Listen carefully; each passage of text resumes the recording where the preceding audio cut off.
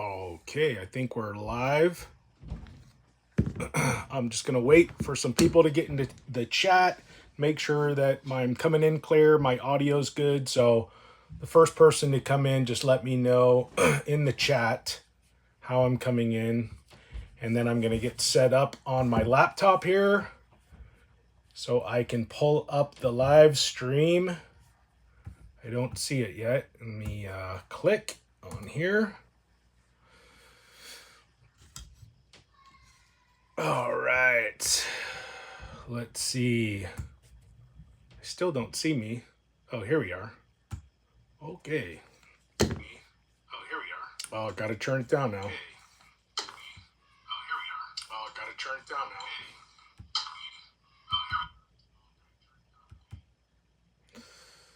now. All right.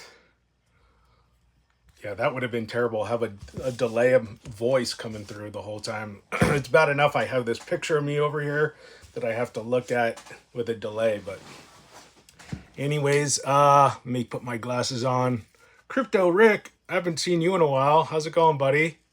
Ryan Neal, I have work in 5 minutes, something like that. That popped up quick. Let me, I gotta put hold on one sec. Sorry, it's been a while since I've done a live stream here. So bear with me. And I'm working with a different laptop. Oh gosh, this is the worst. I can't get this to, oh, there we go. Okay, there's the live stream. So it's been a while. I mainly wanted to do this. I wanted to do this chat here because, or this live stream, because I haven't, it's not that I'm really that good at speaking off the cuff, because I'm really not. It's just, I like doing these live streams. It's just a good platform to connect with all you guys. So it's been a long time since I've done one of these. So it's good to be back. It's good to see everybody in the chat room there. So I'll just go through. For those of you who are familiar with these live streams, it's pretty, it can be a little chaotic because I don't really have a system here. But usually I'll jump back and forth to the chats and read some chats.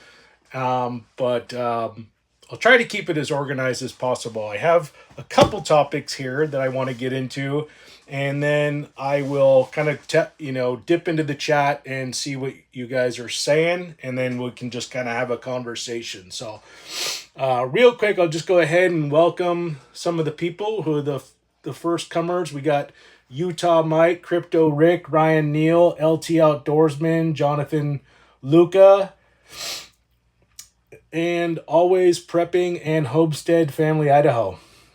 So welcome to everybody. All right.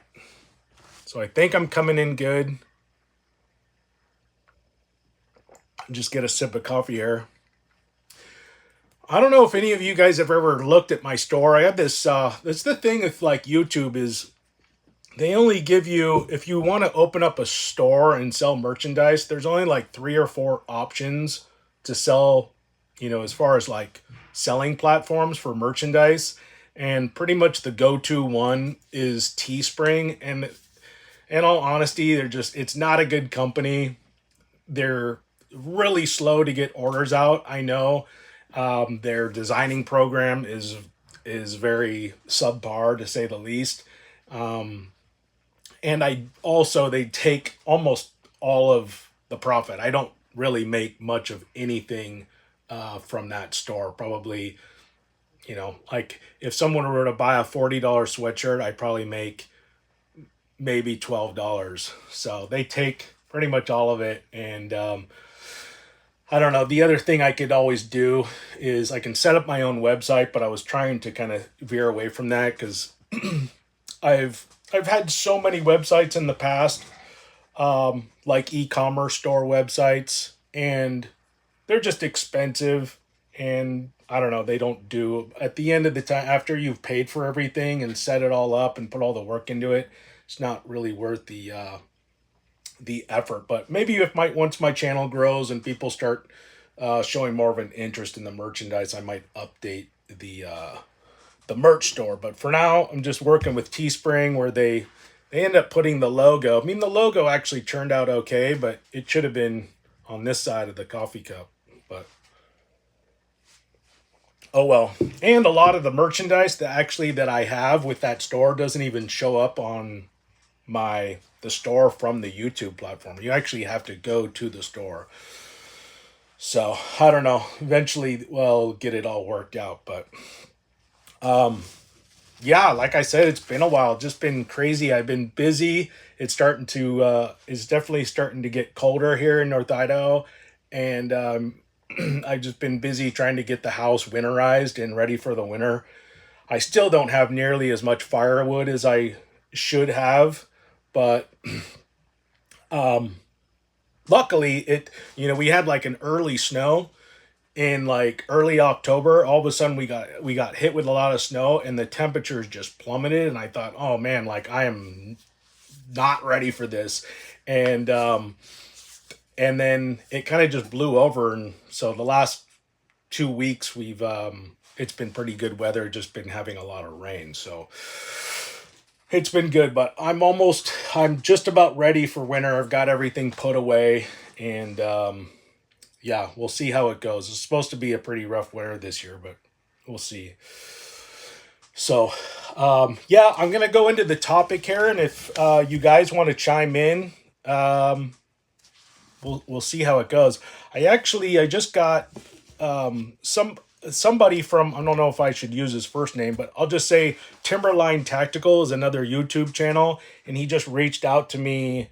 I think last night. I spoke with him this morning, so we're going to be doing a collaboration here pretty soon, and we're going to be discussing some firearm related topics. So I kind of let him know, it's like, hey, I'm not, I know firearms to an extent, but he's like a firearms instructor. He knows a lot more than I do in that area. So, anyways, we're gonna do a collaboration, and the first the first video we do is going to be basically just firearms related. So I'm looking forward to that, and then we're going to do one more. It's going to be more like centered around preparedness and stuff. So definitely looking forward to that, because I think it'd probably be easier for me to kind of keep the conversation and the content flowing if I had somebody to interact with. It's kind of hard to keep it going just looking at myself on a camera here. So, but anyways, the topics I wanted to talk about, and this is just something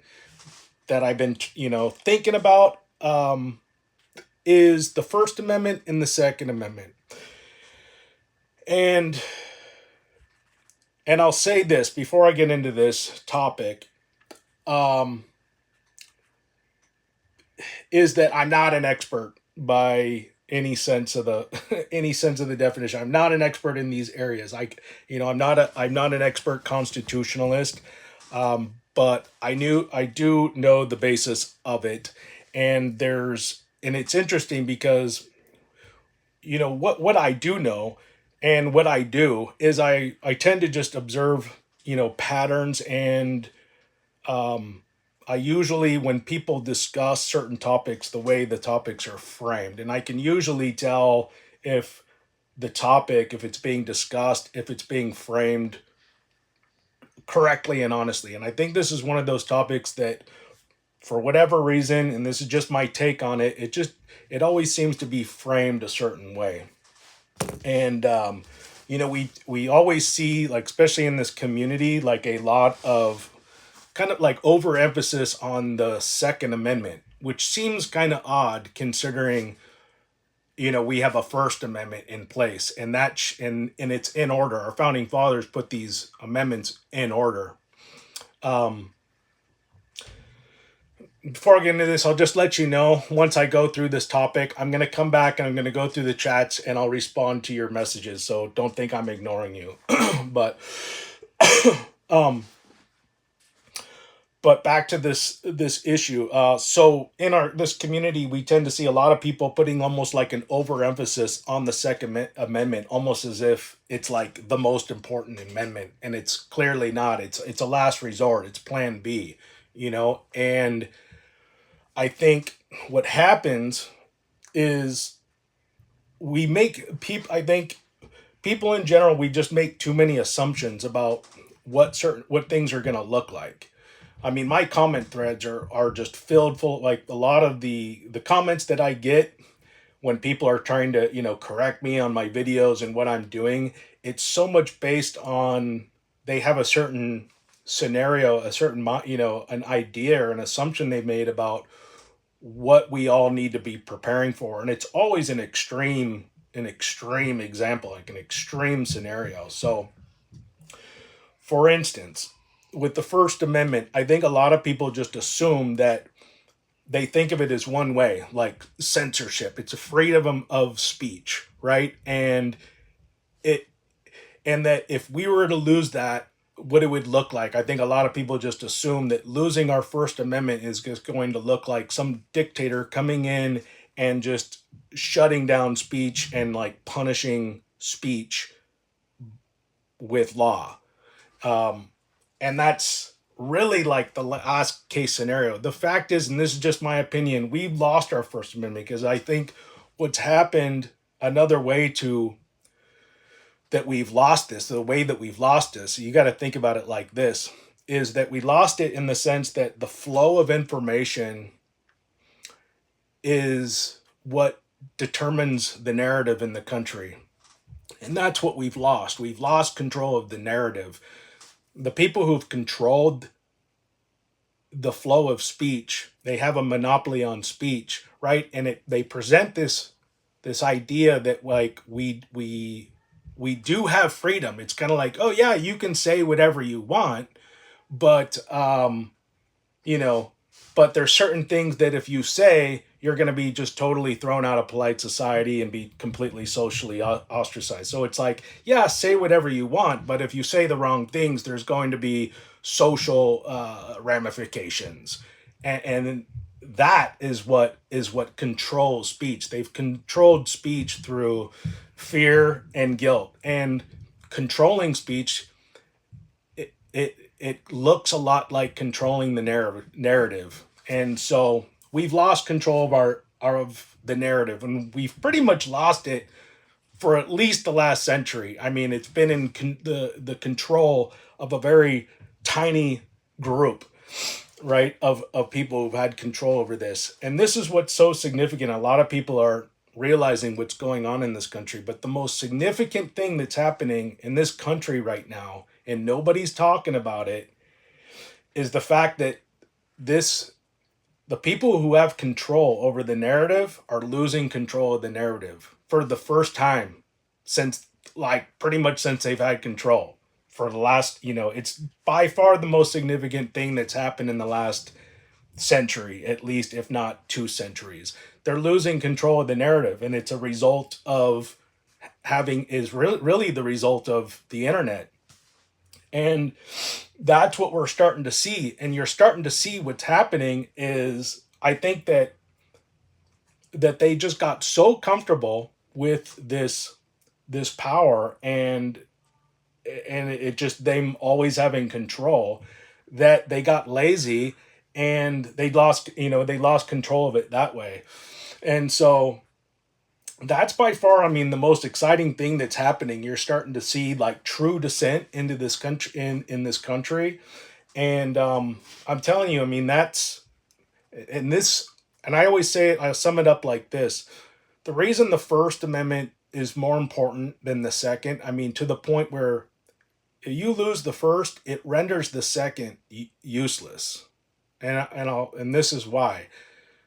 Because if you have no idea, you don't have access, the flow of information is being controlled, then you won't even know who to defend yourself from. That's why. And I always say, you want to know a reason why they haven't completely come after the second, I mean, and shut it down, which they could if they wanted to. I mean, there was plenty of times they could have easily just put an end to it. And they didn't. And it's because I don't think that there's any threat, because I think that they know for the most part we're pretty blind. And so giving us that second, it kind of keeps people almost passive and gives us a sense, kind of a false sense of control. But, they haven't really been worried about it for that reason. So I don't know. I just think it's one of those topics that's definitely not discussed a lot about is the First Amendment and why it's so important. And I think like if there's anything like maybe where our founding fathers went wrong is they didn't put enough emphasis on the First Amendment. Because I think like again like I think what most people just assume that losing the First Amendment would look, you would think that you would notice it happening, but you didn't, and that losing the first just really just looks a lot like losing control of the narrative, and that's pretty much what's happened to us as a country, and it's just such an exciting time to be alive to see this shift, this true shift, and this true ability for people, for everyday people to communicate on these flat platforms. Now, obviously, this platform, especially, is not the most free. I have to curtail like what I say quite a bit, and it's a reason why I stay away from a lot of certain topics like this because I know I just can't take them like completely to their ultimate logical conclusion. So, but usually I'll think of a topic and I think, is there any way to talk about this and stay out of trouble, keep from getting shut down, and also make my point, and articulate it. So, anyways, that was pretty much the topic I had in mind. So, I'm curious to get your thoughts on it and hear from you. So I'll just go ahead and read some of these chats here. Um, Crypto Rick, where's Nampa? I don't know where Nampa is. It's weird is I get spam calls like every day, and they're almost all from Nampa, Idaho. I don't know what's going on in Nampa. Uh, Cigar Prepper says it's all a plan. We all know what's coming. I guess I get a lot of people in the chats. Like people get kind of upset. Like the last video I did, I thought it was such a neutral video. I was like shocked that like anybody could get so triggered from that last video. But every once in a while I get people that are clearly not preppers. I don't even know how they come across my channel, but they'll come across my channel and then watch it long enough and then leave me some nasty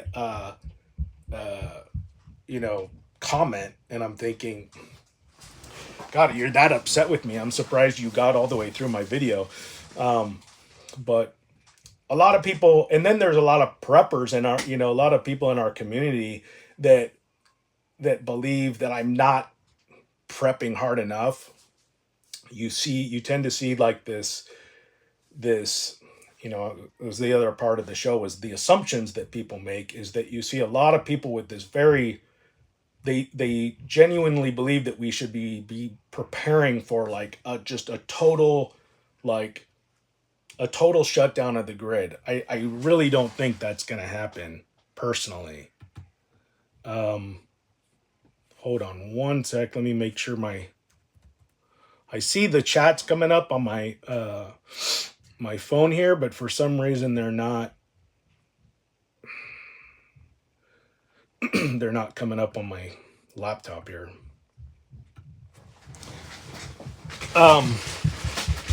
So yeah, sorry, let me get a water real quick. But I'll have like the last video, for instance, I was kind of showing that I was stocking up, I keep some gas and fuel on hand. And, I'll get comments in my comment section like, what's the point of having fuel? Like, what's the point of doing any of this? Like, everything is just going to come to an end and your vehicles are going to be useless and blah, blah, blah, blah, blah. It's like, or I get people that are like, I got this a lot when I did that one bug out video, and I did it with an ATV, and people were like, well, what's going to happen if your ATV breaks down? It's like, well, then I guess at that point I'll just foot it. I'll just hoof it from there. But you don't want, I mean, to me, it's like the idea of bugging out is you want to get from point A to point B as quickly as possible. Um, if you have the ability to, like, obviously, if I'm on an ATV, I'm going to be able I'm obviously going to take the easier option first, rather than just assuming that I'm just going to enter into some super primitive form of prepping and, like, and whatever. So yeah, I get a lot of people that are like, what if, and it's kind of like, well, you know, then you plant, then you go to the next thing from there. I mean, obviously my ATV can break down, but I can also sprain an ankle. I can break my leg. So anything can happen. So to me, it's like you always want to explore your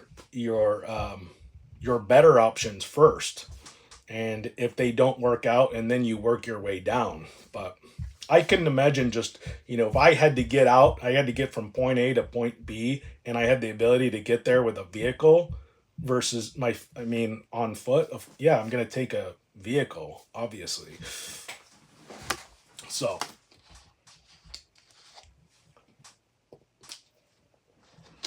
prepare for the worst. It won't hurt. Yeah, I mean, what do they say? Prepare for the worst, hope for the best. Um, yeah, but I mean, at some point, and that's the thing, at some point, like with preparedness, you got to draw the line. I mean, you have to get to and I think that a lot of preppers probably struggle with that. Um, at some point, it just becomes almost counterproductive to be preparing that much. You're exhausting too much energy into um, too much of a hypothetical situation.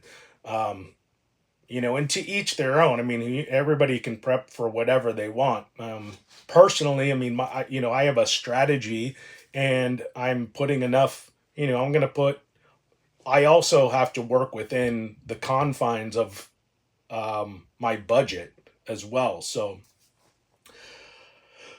and I don't want to spend so much money on something that's going to be wasteful. So, if I thought something was um, imminent, like this for certain is going to happen, then I'm going to expend a lot more money into that area. Like, for instance, like, um, a lot of people don't prepare for trying to prepare for any type of nuclear fallout. Like, I'm probably not going to go and exhaust a ton of money and build a bunker and get radioactive, filtration system and spend tens of thousands of dollars on something like that. But if I knew it was going to happen, if I knew for a fact that, like, I had a year to prepare for something like that, yeah, you bet I'd be maxing out credit cards, to build a bunker. But as far as right now, it's just not a high probability, regardless of what a lot of people might say. It's just, I mean, is it possible? Yeah, but it's not totally probable. Um, the other thing is, I prepare for things that, and I say this is realistic, I prepare for things that I've actually already endured. So we've already had food shortages. Um, we've already had, financial crashes.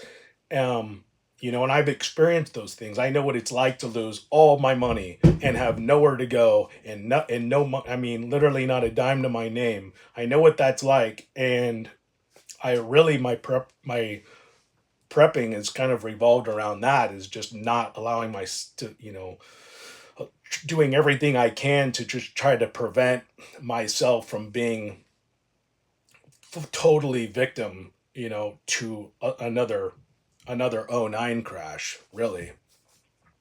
So the way I prepare is very much centered around everything that I experienced, um, in mostly in '09, when the housing market crashed, because I definitely got caught up in that. Lost my house, lost my job. I was got in debt to my eyeballs with the IRS. So a lot of my preparedness centers around that. And then after COVID, I think if anything, my preparedness, my strategy maybe changed a little bit. Was probably after COVID, and I started putting more of an emphasis on trying to better prepare for like a shelter in place kind of a situation. And so that's pretty much where I'm at. But I'd be curious to hear, like, for those of you, like, if you're, when you started prepping, like, maybe how your preparedness plans may have changed and what sort of things you added, like, after the whole COVID thing. Because I think I definitely, we got like there was like a huge influx of preppers after COVID. That turned a lot of people into preppers. That, and then all the wildfires, like especially in California, like a lot of the fires that were going on in California. Remember when they had fires like literally like in the cities, burning the actual cities to the ground? That turned a lot of people into preppers to an extent. So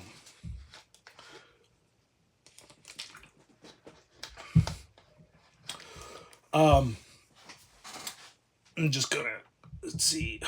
Forrest says nukes are survivable without a bunker. Yeah, it really depends on what range you are to the nuke, for sure. LT Outdoorsman, which one is better, zombie MRE or the military MRE? I think the military MRE was better. I was a little disappointed with the zombie MRE. If I get another MRE, I probably get the oh man, what's it called? But X MRE makes it, but it's more of like a 72-hour MRE. Um, the other thing is the thing with those government MRE. I mean, they're good, but they've just gotten really expensive, and it's difficult to find the fresh ones. So you got to be, if you're buying MREs, just be very conscious of the expiration dates. And they have, just so you know, I mean, for those of you who kind of are familiar with MREs, there's like a coding system. It's not like an actual date. It'll kind of tell you when the inspection date, um, when the date, because they'll inspect. Sometimes it'll throw you off, and they have inspection dates which aren't necessarily the actual, you know, time they were made. So you got to be wary of that stuff. Sorry, it's starting to get cold in my pantry here, which I guess it's good for the food, but we're at like 55 degrees in here or something, so it's starting to get a little chilly. My sweater isn't quite cutting it. um, let's see here. Crypto Rick, bunker is good in case of spinny doom takes your house. You have a place to stay. Good investment. Yeah, it would be nice, but I think that's probably the most advanced stage of preparedness there is. I think once you're in bunker realm, you've pretty much hit the pinnacle of preparedness, I'd say. It's funny to think that so many people in our country at a certain time, like in the 50s, had bunkers. Like it was a common thing. Uh, Micah's fishing and outdoors. Well, during COVID, we lost our house to a fire, and thankfully, my prepping gear was in my barn, but it was hard. Boy, that stuff. You lost your house because of a fire during COVID. It's brutal. LT Outdoorsman, I started prepping a year ago because things are just getting crazy and I want to have a game plan. Well, that's smart. I think it's interesting because I actually was always into this kind of realm. I've kind of always been not really a prepper, but I was always, even as a kid growing up, I was just into like military type stuff. I was definitely into like guns and playing army and all that stuff when I was a kid. Um, but the prepping thing didn't hit me. I didn't really get the prepping bug until 2012, um, and when everything just kind of crashed and I lost everything. And basically, once I started putting my life together after that whole economic crash, I just, by default, almost just became a prepper. I remember just taking care of my, everything financially, and then I'm like, maybe wouldn't be a bad idea to stockpile some food. And that was, it just so happened that was like kind of right when during the rise of YouTube was getting popular, and a lot of those prepping channels started you know, started was right around that time.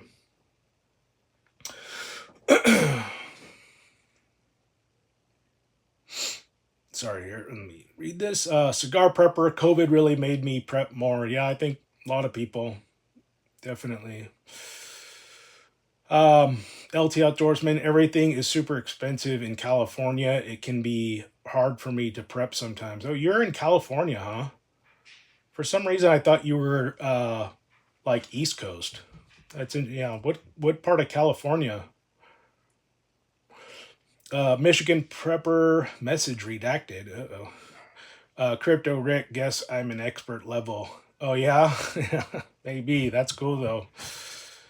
Yeah, if you got the ability to go underground, that's pretty.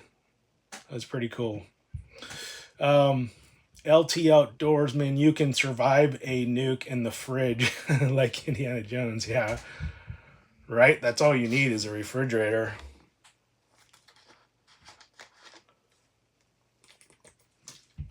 I think Magic Prepper actually put out a.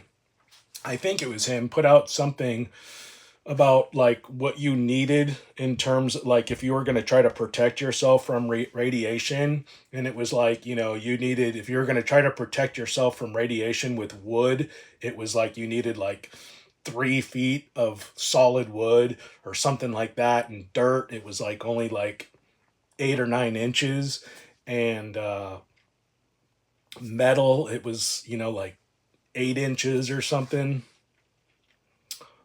So, yeah, I know it's possible. You can protect yourself. You can be above ground, uh, but you have to surround yourself with quite a bit of material.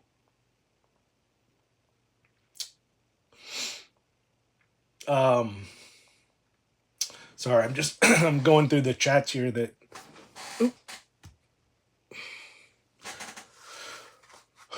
you should do another bug out bag tour, or like another bug out bag video.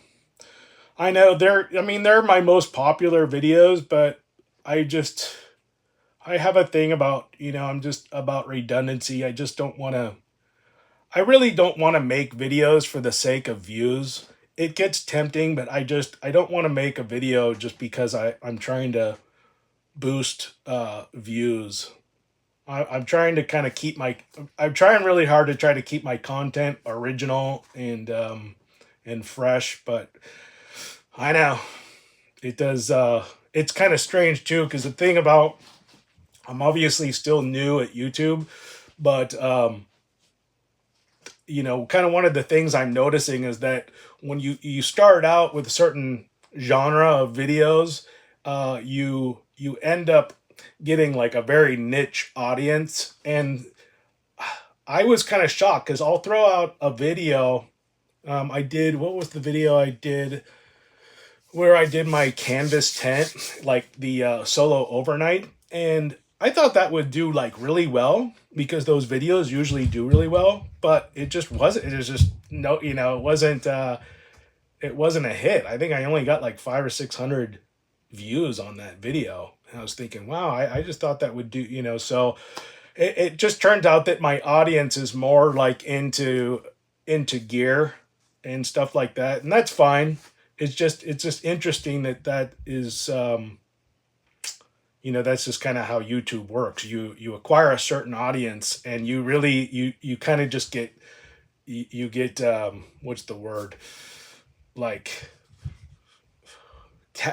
what do they call that? Like in acting, somebody remind me of the word. You get stuck in a certain role and you can't break free from it.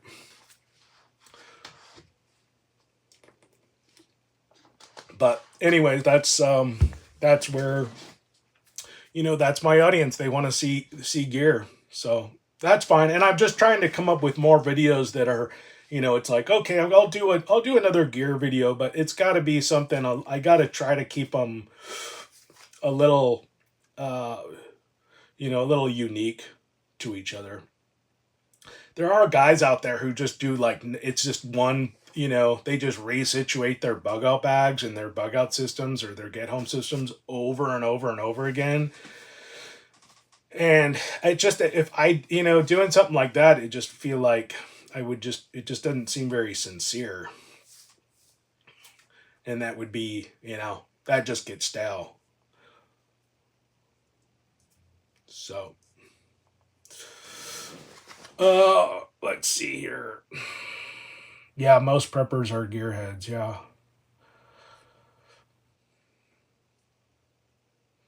All American Prepper. Hello, everyone. Hello.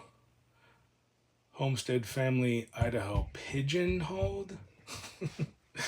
Something like that. I was gonna say typecast. In Hollywood they call it like typecast.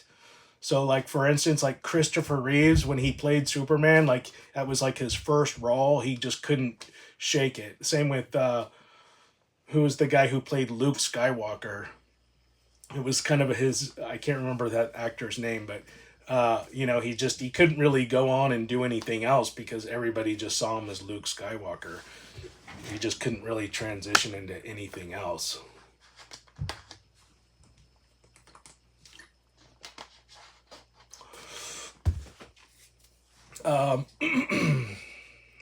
Crypto Rick, what's up? What's up? Smash that like in the way. Heart, folks. Yeah. Yeah, so I've gotten a ton. I think the last time I did a live feed, I was at like maybe 8,000 subscribers. It was a while back. So I got a lot of subscribers, which is huge. I'm still shocked, that there I have any success at all with my YouTube channel. It's kind of funny. I keep thinking I'm gonna wake up like YouTube's just gonna be like, just like psych. You only have 20. Oh, thank you. You only have 20 subscribers. Thank you. Oh, my wife. My wife was thinking of me. She brought me a fleece. I was getting cold and some coffee, fresh coffee. How did we end up with 2 Idaho Prepper cups? I had no idea I had 2 of these. She must have ordered another one. Oh shoot, I just lost the stream here. Oh, there it is. You work at McDonald's and the money definitely helps with the prepping. So where in California are you? LT Outdoorsman, roughly. You can just tell us the county. You don't have to give us like specifics. But I'm curious. She wants to keep you. Yeah, keep them in the basement. Don't let them come upstairs and stink up the place. That's the nice thing about where I live. I have lots of hiding spots. But it's getting cold in the wintertime. It gets hard to stay in my spots. But my shop, my shop is I actually only have diesel heat, and it's good. It warms up the place, but the diesel fumes just are pretty bad after a while. Is it Tulio Rodriguez? Hello, man. I am from Brazil, and I learn a lot from you. Hey, thanks, buddy. I'm glad you're learning something. How is it in Brazil? I'm always seeing, who's the guy that has that that channel like Viper.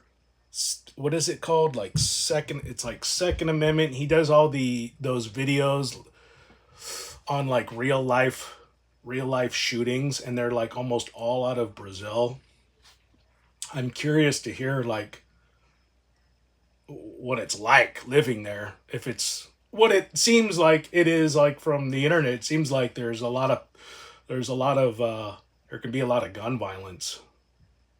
But it's at least it's good. It looks like you guys are, you know, you have the freedom of carrying and defending yourself, so that's good. But you always see those videos of like people getting robbed from guys on scooters or motorcycles.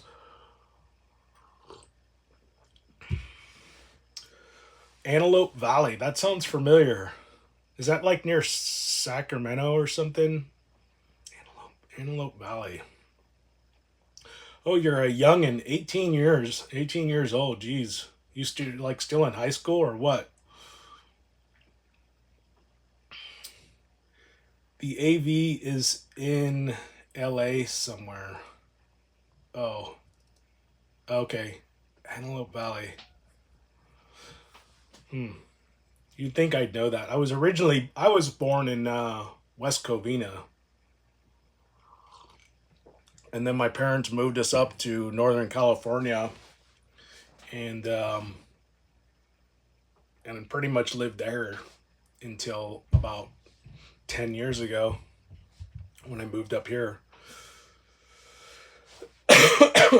But I will say that is like the craziest thing is like, the culture shock in terms of like, your freedoms like going from California. I think everybody should move, well, I shouldn't say everybody should move, but everybody who, appreciates actual freedom, that shock you get when you go from California, having lived in California for so long, and then all of a sudden going to a state like Idaho where you can literally probably like ride down the highway on a motor. I always say it's like you could ride down a highway on a motorcycle without a helmet with like an AR-15 on your back with like a 100 round drum mag, and you'd be perfectly within the law.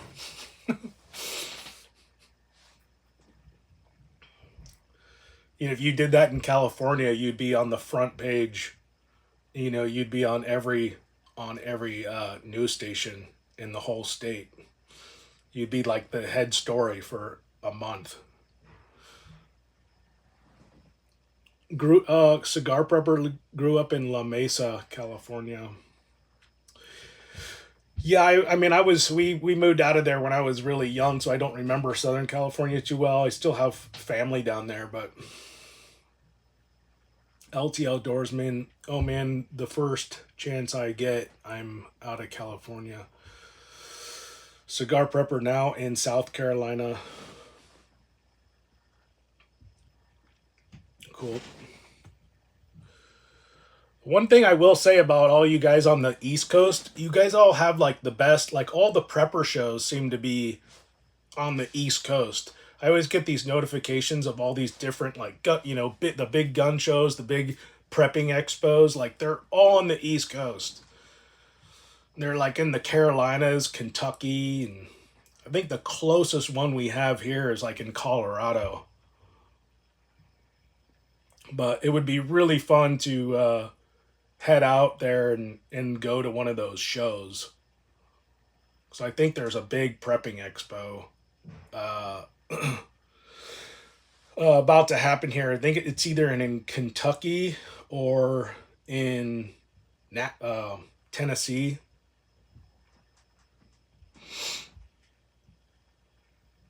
Tulio Rodriguez, what do you think of bows on prepping? Bows? Oh, bows on prepping.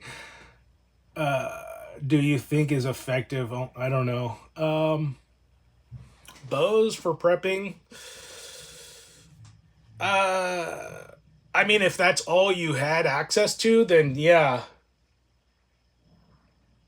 But I'd say if that was all you had access to and you were relying on a bow as like a means of self defense, then I would hope that the people I was defending them, myself to, also had bows. Otherwise, I can imagine. I see some of these YouTube videos where there's like these guys like in Germany, where you have like I think the most they can own is like an air rifle or like a bow, and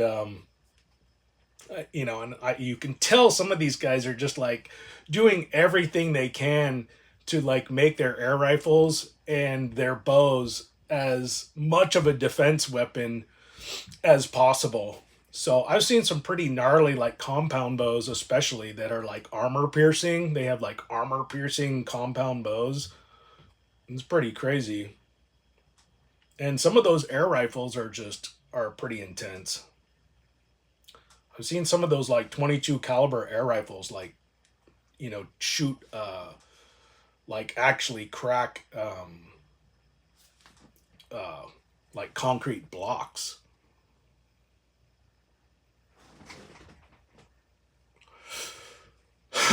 Let's see, catch up here. LT Outdoorsman. I got my first truck, and it's a Ford F-150 in 1999, and I put it on I put a shell on it, and it's great for prepping. Oh, that's awesome. Yeah, my first truck was an F-150.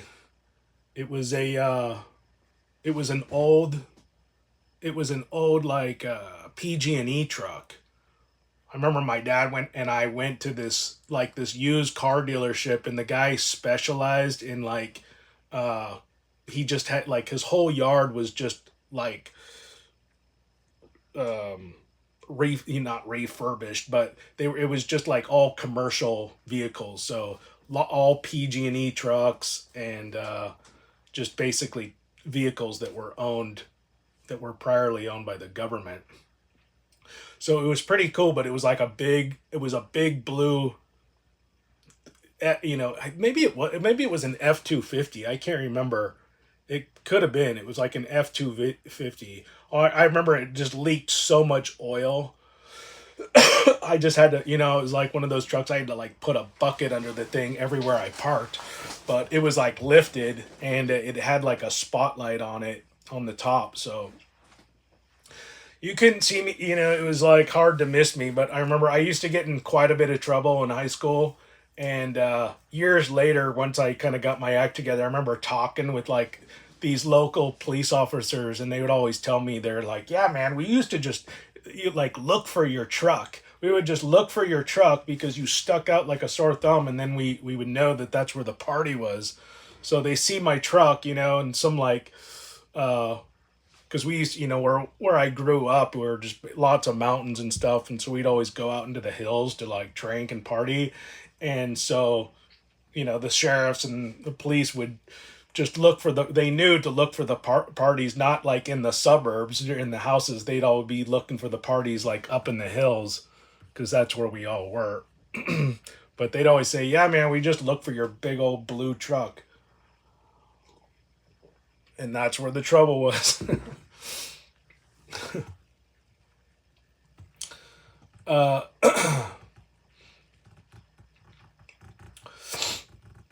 a 2013 Duramax Michigan Prepper.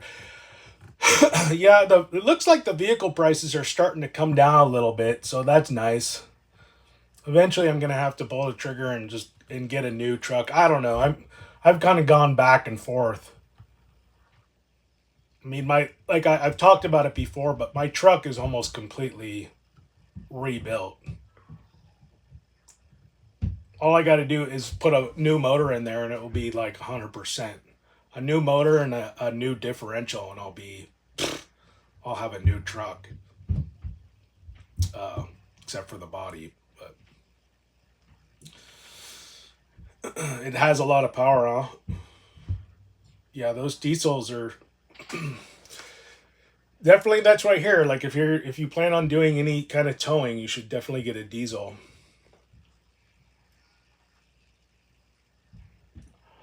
I know for like the super colder climates, they're not so great. You definitely have to keep them. You have to keep them warm. But hunting and stuff with J and J. I just watched your last video. Great job. Hey, thanks. Thank you. Glad you enjoyed it. LT Outdoorsman, do you deer hunt or elk hunt? I usually just deer hunt. I was really close to doing an elk hunt, but I just don't have the space for for that much meat. It's just too much. I just have like one little box freezer. So if I was gonna get an elk, I knew I'm like I have to go get like another box freezer, and it was it would have been a lot of work. But the we have a ton of elk where I live, and it's a elk hunting is a huge thing here. Most of the guys here, that's pretty much what they do. You get some deer hunting, but it's mainly elk, and having access to any type of public land that has elk on it is very rare. And the area that I live in, there's an area that we have a ton of elk. I mean, it's like a guaranteed, like if you go out there, you're guaranteed an elk.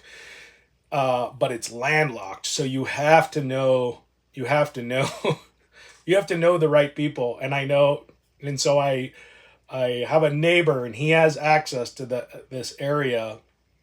And so I could have easily got an elk this year, but I just don't have the space for it. So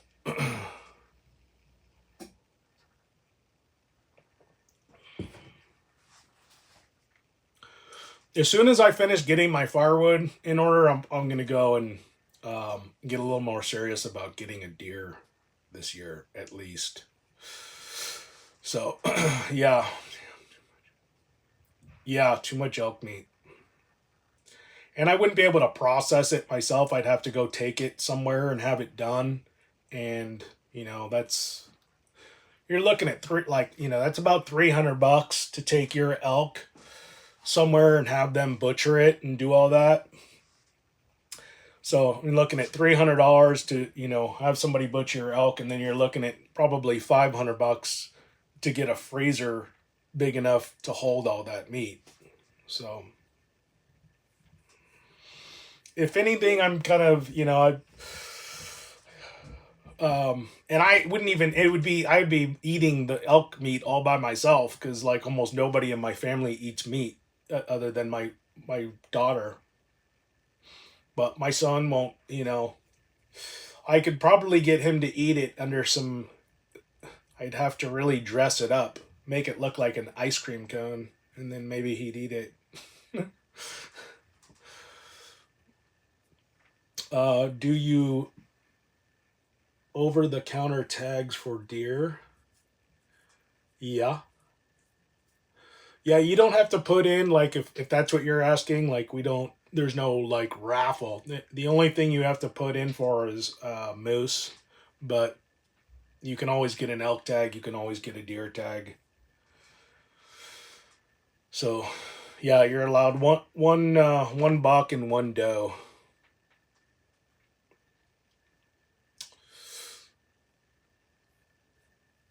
Just found a deep freezer for $50 on Marketplace. Oh, that's nice. Yeah, I always forget to like look on Marketplace for stuff. There is a lot of good deals. My neighbor who was moving, the lady who I actually got the log splitter from, she actually had a huge box freezer that she was sold it right when I got there. So I don't know if I ever told you guys that story, but basically it was a neighbor down the street. I'd only met her once because she moved in. This is like 3 years ago. She moved in with her new husband, and their marriage just tanked really quick.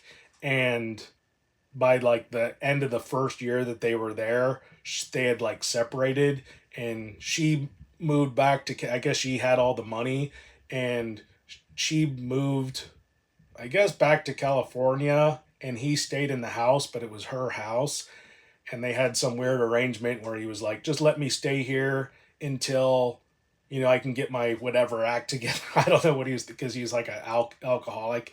And so she let him stay there a year, like rent free. And then, but the deal was like he had to leave everything behind. And so, he lived up to his end of the deal. He lived there for basically just stayed in the house and drank himself practically to death. And then he left, and the house was packed full of like dirt bikes, ATVs, snowmobiles. Like there was crazy amounts of stuff, and it was a lot. It was all for the most part pretty high quality stuff. And so when I got there, she was just like, take it, and she was selling some of the bigger priced items. Like there was like a big Liberty safe that she sold, the snowmobile. But the dirt bike she actually just gave away to my friend, and he was there before I got there. So by the time I got there, like his truck was already just loaded. Like the bed of his truck was just packed full of stuff, like high price stuff, like big, like snap on, toolboxes full of tools, table saws. It was crazy. It was crazy. And so I got I got that wood splitter out of that deal, and then I got some really nice like Pfluger rods, and I got a bunch of painting tools. So it was neat. I got a nice ladder and stuff like that. But yeah, you don't come across situations like that very often. But it was weird because I actually, for some reason, that house, like the last three people who've lived in that house, I think the house is cursed. They've all like were divorced. So every time that house sold, it was because the marriage had fallen apart, and the people were going their separate ways, and they were forced to sell. So, and there was another house like right across from that sold for this under the same circumstances. The couple, they moved here, you know, had the house, and then they got divorced like within a year, and then sold the house. So I don't know what's going on. All these people meeting quick, like getting hitched up real fast, moving to Idaho, and then it all falling apart, and then moving back to wherever they came from. So Texas Red Leg. Hey folks, hey. Kind of going backwards here a little bit. LT Outdoorsman, what is the best radio under $100? I don't know. The Baofeng rate. Are you talking about like two-way radios? If so, a Baofeng is pretty much the best. You can't beat that. And I'm not a radio expert, but I've watched enough stuff on radio, on stuff, and most guys in the whole in the Amron, like amateur radio community, will tell you that even though they're not Baofeng guys, they're like, well, if you're, it's pretty much the best if you're gonna get into it, get into handwave radios. Just get a Baofeng. Charles Rocco, I saw a video you did on chickens. What is the upkeep on having them money wise? Good question. So there's a lot of ways you can go about chickens, and the best way to do it.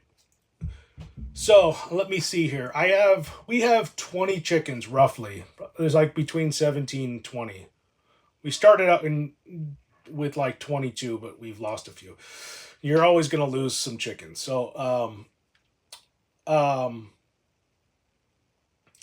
you're looking at, let's see, a bag of chicken feed is 50 pounds, and chickens will go through, if you're just throwing in their feeders, they go through, I'm going through 100 pounds of chicken feed every 3 weeks. I'll say close, about every 3 weeks to a month, somewhere in there. But if you create a connection where you sell those eggs, because this is the thing, you get more chickens than you need. I always say, like, because when we started out doing chickens, we got like 5 chickens. We got like just enough to like give us, to feed us eggs, right, as a family. And I realize it's actually a better deal to just get like at least 2 dozen chickens, get at least 20 chickens, and then all your residual eggs you just sell. And you'll actually make enough money on those eggs to pay for your food. So that's the way to go, in my opinion. Get 20 if you're going to get chickens, just get 20 of them and then sell the rest. And they're easy to sell because everybody likes, you know, uh, fresh, fresh, local farm chicken eggs.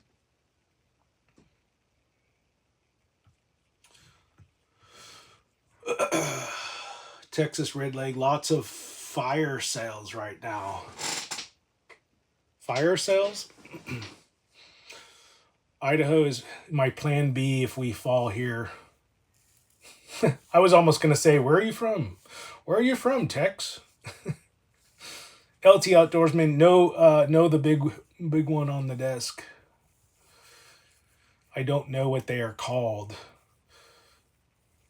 The big one on the desk. You mean my scanner? Are you talking about I have a C Crane shortwave radio?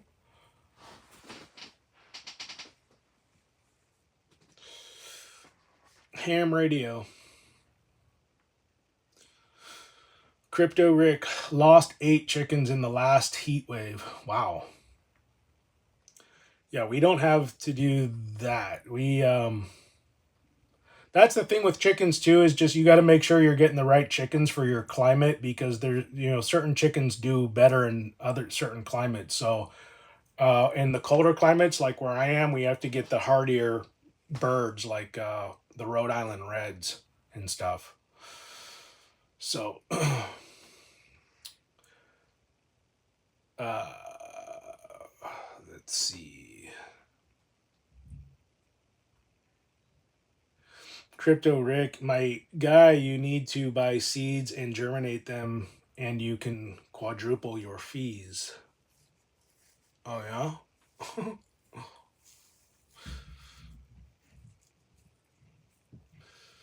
Feed?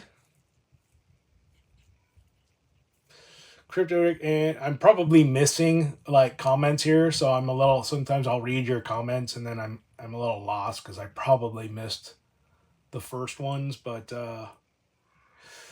Crypto Rick, and free range them half the time for feed.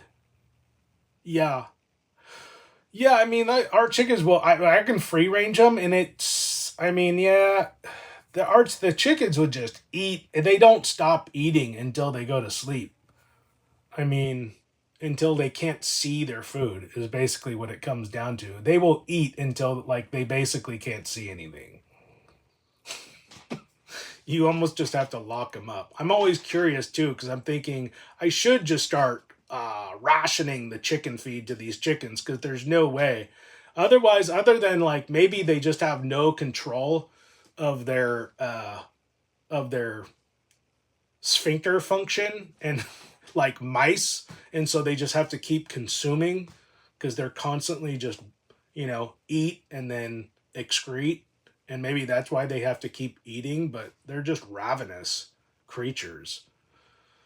So yeah, I mean, like when I'll go in there, and sometimes like if I whatever forget to feed them and they're stuck in their cage, and it's like, okay, you guys have been out of food for maybe a couple hours, like I'll come in there and they'll just be like attacking me for food. It's like, come on, it's not like I've been gone for a week or something.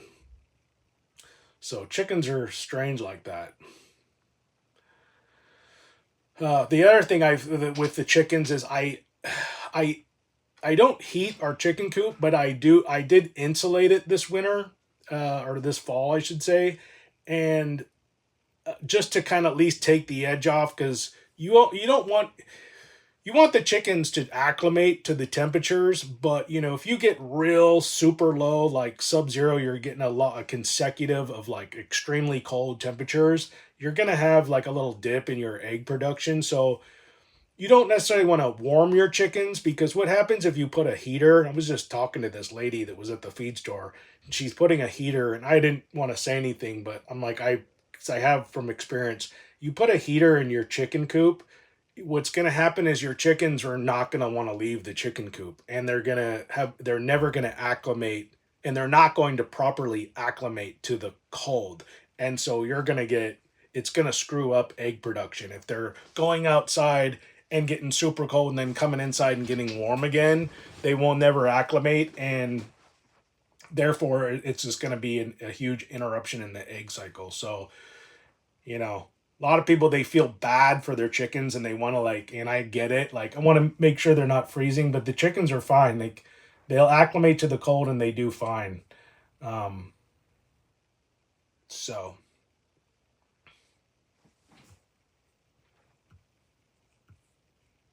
but yeah, we free range our chickens pretty much all summer. The only reason why I was like, God, I have to actually kind of corral them in, because what's happening, we free range them, but they when you're free ranging them, just they're and they can just go wherever they want on your property. Just prepare for a lot. There's going to be chicken crap everywhere, and it gets annoying.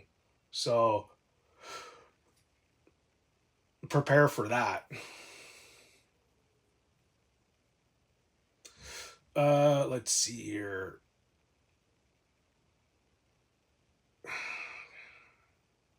Crypto Rick says it hit over 110 for 2 months straight. Oh yeah, that's brutal.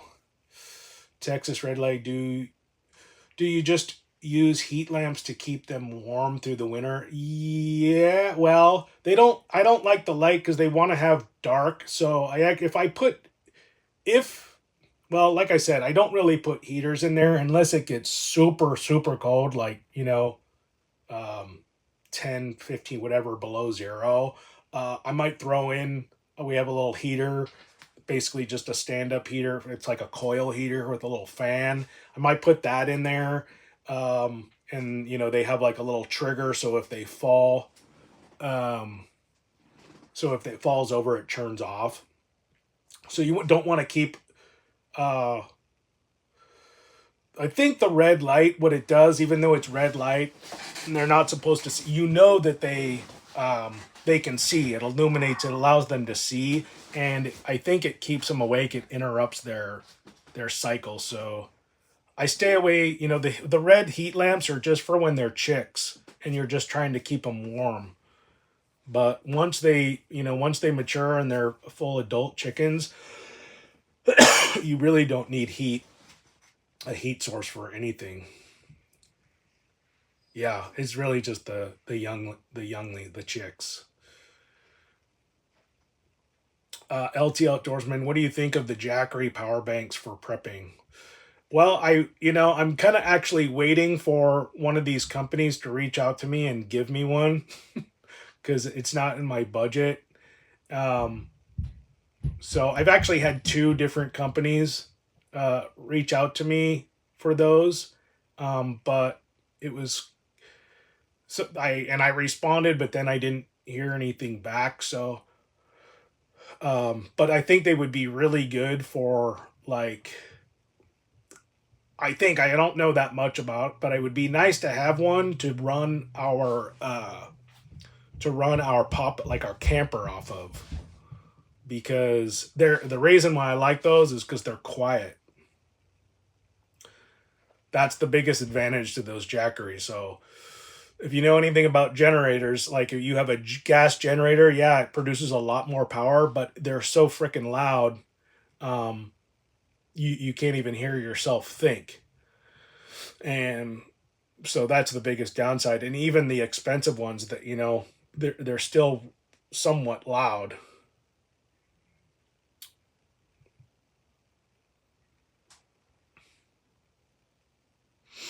Let's see here.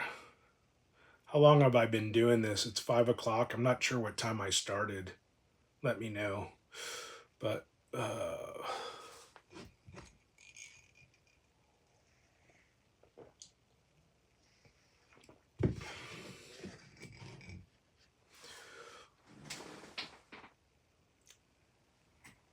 I'm not sure if I'm pronouncing that right. Antle at Jack evening. So yeah, yeah, the chicken. I always say definitely. I think for me, the progression of prepping should always be to go into sustainability. To basically, that's kind of the progression. That's the goal. I think with any prepper is just to get into a place of to where you're in a place of renewability and sustainability. But at the end of the day, it's. I mean, I don't care who you are. It's going to become, unless you have a lot of land and you have a lot of experience, like even then it's just going to you're going to be we're all going to be reliant to some extent on outsourcing things. So a perfect example of that is like if you're obviously like you're trying to have like a renewable sustainable lifestyle. So that means you're going to have livestock like chickens or whatever, cattle, goats. You need to feed those animals. If you don't have a ton of land to keep those, like cattle or goats, whatever, fed, um, you're going to have to buy the feed, and if the feed isn't accessible for whatever reason, then you're not going to be able to feed your animals. You're not going to have, and then your animals aren't going to be alive. If you live in a colder climate, it doesn't matter how much land you have because the snow is going to cover all of the fields, and at that point, pretty much everybody in the colder climates is just relying on pure grain, store bought grain through to supplement their livestock through the winter. And we did. I remember last year and the year before there were huge shortages on chicken feed. I don't know what it was like with like cattle feed. I'm sure it wasn't too much different, but I'm I have a feeling it was mostly just chickens because obviously more people have chickens than goats and stuff. But it was a struggle. And if there's we get hit hard enough economically, financially speaking. I mean, to the point where you just have no money to even buy that stuff. It won't even matter if it's available. So obviously these are like total extreme hypothetical situations, and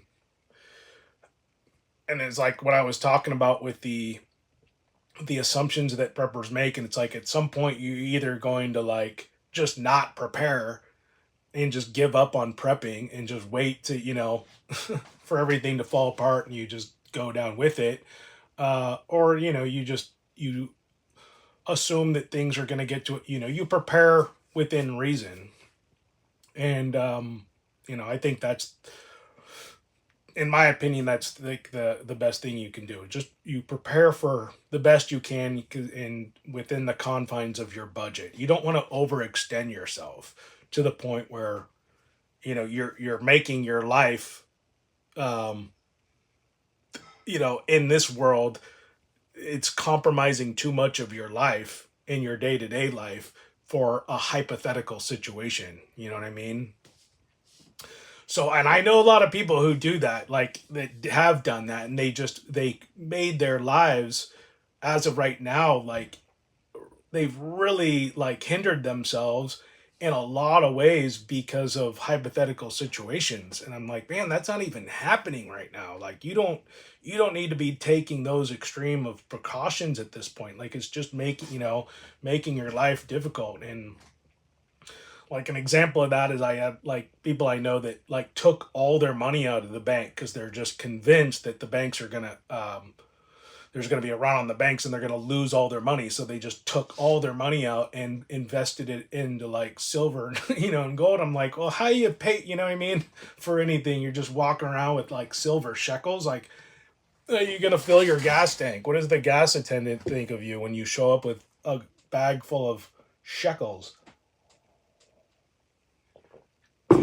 So,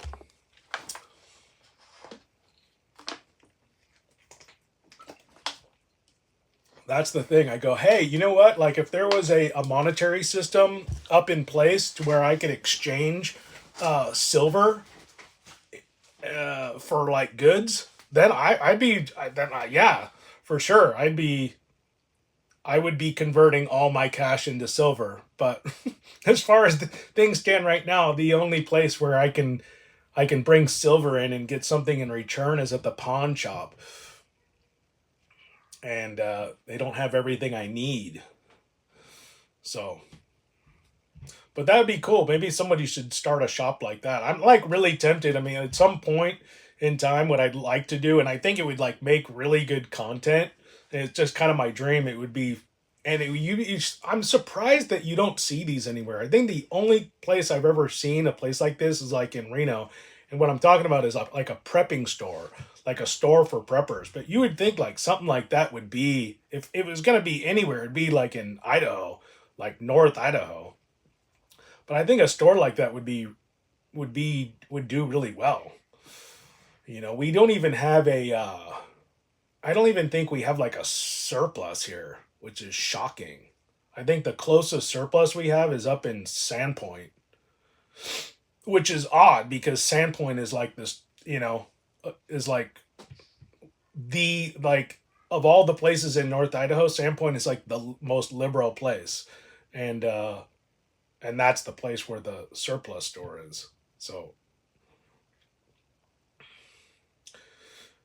there was a guy here that did have a surplus store here in Coeur d'Alene. It was really small, and he just didn't have a very good location, and he ended up moving.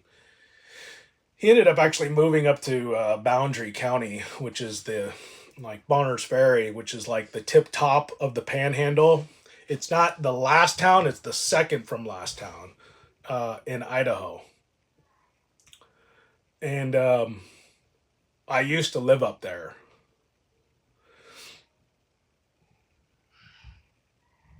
And then, yeah, it started getting taken over by nefarious people. But yeah, I don't know if those of you who've ever been to Idaho, if you're familiar with that area, it's really beautiful. Um, you know that the top of the Panhandle there. You got the Kootenai River that runs through it. Our house up there is actually was right on near on the river. We had a perfect view of the river, and I just sit up there and you could just sit there. We had so many bald eagles. You just hang out, you have this view of the river, and just watch eagles, like bald eagles, fly and grab fish out of the river. And one day I actually saw a bald eagle. It was crazy. This bald eagle like dives into the water. And obviously it saw a fish, grabbed onto something, and I could just see it like struggling, like flapping its wings, trying to get up out of the water. And it's just got like its talons and something.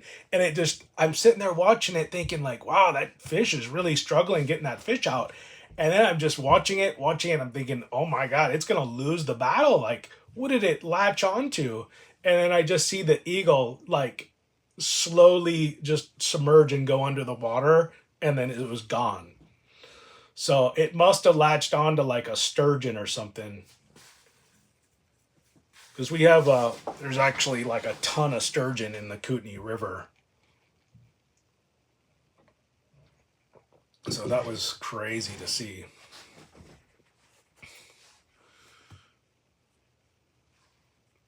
Uh, let's see here. I'll read one more comment and then I think I'll close up shop here. But LT Outdoorsman, how long would you keep food past its shelf life? As far as like the canned food goes, I would say like 10 years is like the all-time max.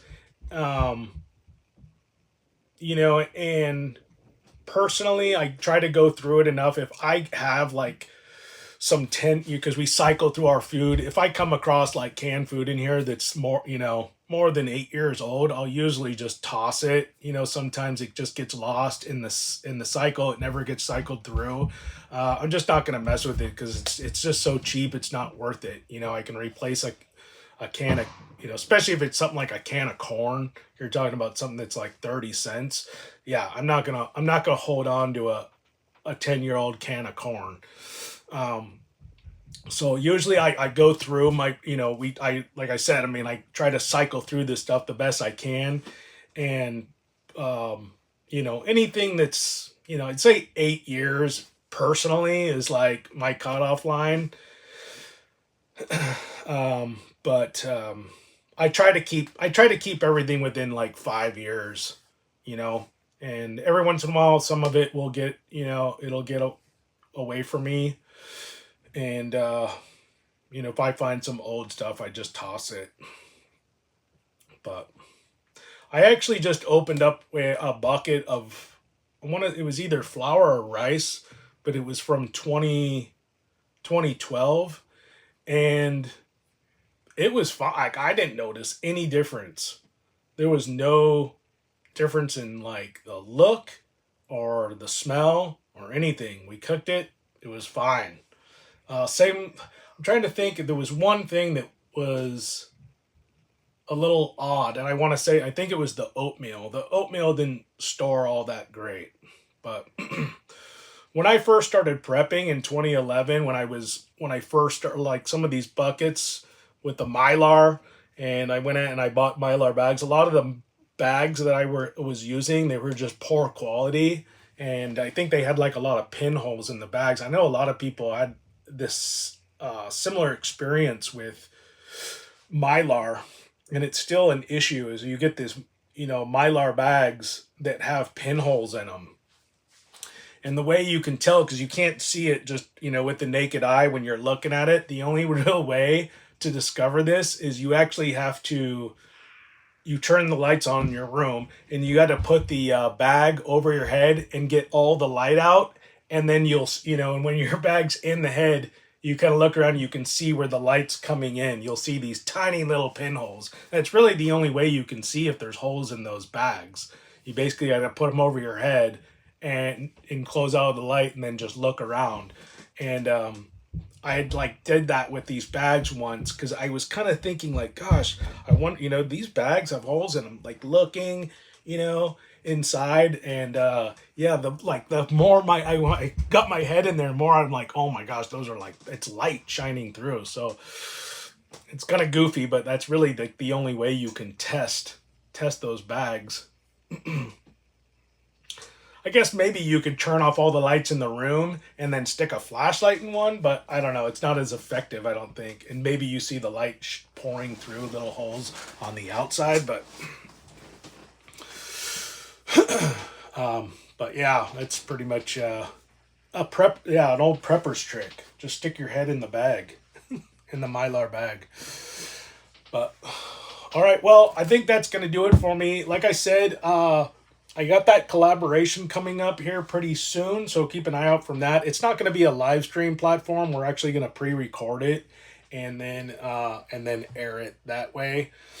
But yeah, I'll if you want to be updated for that, just go ahead and hit that notification bell. And let's see, if I do, let me know if you guys, like, in the comments section, if you like these live streams. I'll try to make an effort to do them a little bit more often. But like I said, I don't really feel like the most comfortable, like, just speaking off the cuff. It's a little tricky to just keep a conversation flowing while I'm looking at myself on the screen. But let me know if you're interested. I can at least try to do a live stream maybe at least once a month. But I enjoy them just because it gives me a chance to talk with you guys. And it seems like it's also like my diehard subscribers, like my diehard fans are the ones that are in my chats. So that's why I like to do them. I like to see my diehard fans. So I'll just go ahead and thank all of you, LT Outdoorsmen. You guys are all my true fans here. Crypto Rick, definitely one of the OGs. And then Cigar Prepper, one of the OGs. We got some new people in the chat. Homestead Family Idaho, an OG. And seeing if there are any other OGs in the chat. go up here. But anyway, so I can't go through this list. There's too many people here. But anyways, thank you for everybody that joined the live stream. Yeah,